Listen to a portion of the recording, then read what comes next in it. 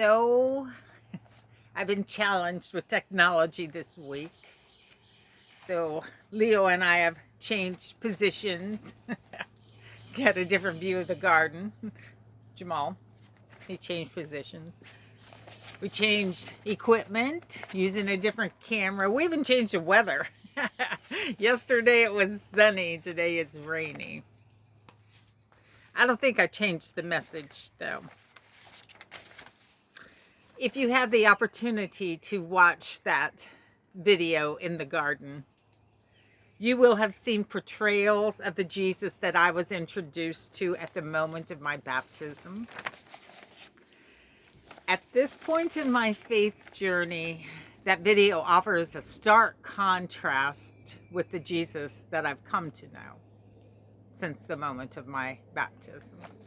Or maybe I should say the Jesus I think I know. That video also offers a stark contrast with the Jesus which was portrayed in this week's Lenten reading.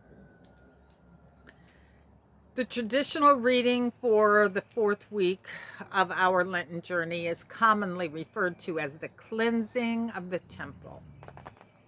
It's the story of Jesus charging in and physically turning over the tables. And when I read it this time, I was struck by the passion.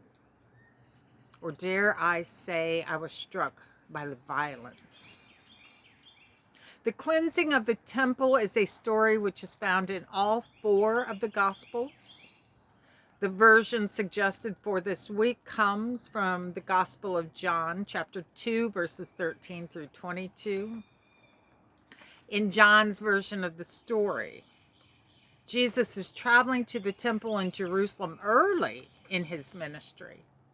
In fact, this is one of the first ministry events, which is part of John's version of the gospel story.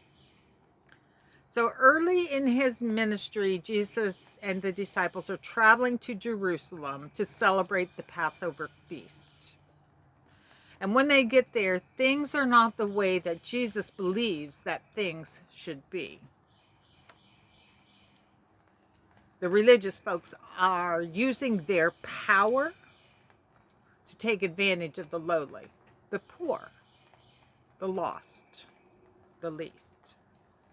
The power of the religious folks had to do with what they deemed to be the right way or the correct way to pray, to confess, to sacrifice, to make offering.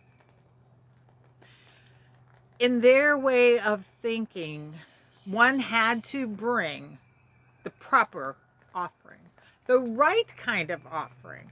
You had to make the right kind of sacrifice. And if you didn't bring one with you, or if you didn't have one, they'd be happy to help you out. You just have to dish out the money. Throw down some green. Anything can be purchased for a price. When what Jesus saw was people in power doing harm to people with no power. People with resources setting a high price on resources for those without resources. What Jesus saw was people in power who just did not care. And when Jesus sees what is happening, he doesn't just respond. He doesn't just shake his finger and say, or no. Jesus explodes.